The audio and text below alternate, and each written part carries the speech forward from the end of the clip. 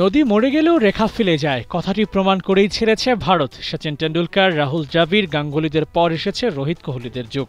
তাদের পরে গিল সুরিয়ারাই সবচেয়ে বড় তারকা। এশিয়া কাপ 2025-এ এই তারকাদের দাপটে বাকিদের দাঁড়ানোই মুশকিল।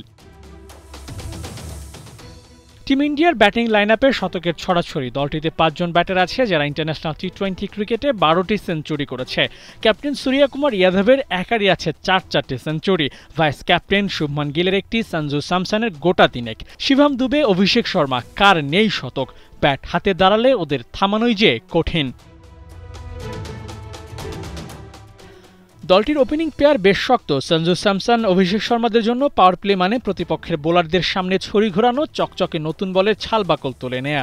অনটাউনে খেলেন দুনিয়ার সেরা টি-20 ব্যাটারদের একজন সূর্যকুমার যাদব, আদর করে যাকে টিম ইন্ডিয়া স্কাই বলে ডাকে।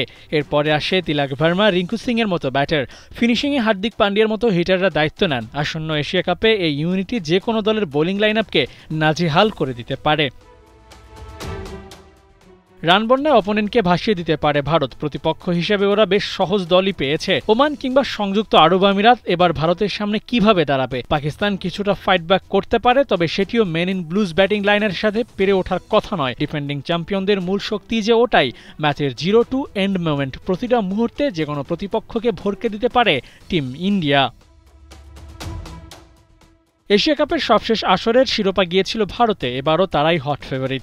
মিডল ইস্ট সয়েল আর ইন্ডিয়ান ব্যাটারদের ফর্ম দুটো এক করলে এশিয়া কাপে 17 নম্বর আসরে শিরোপা জিতে নিজেদের নাম্বার 9 টাইটেল পূরণ করতেই পারে টিম ইন্ডিয়া।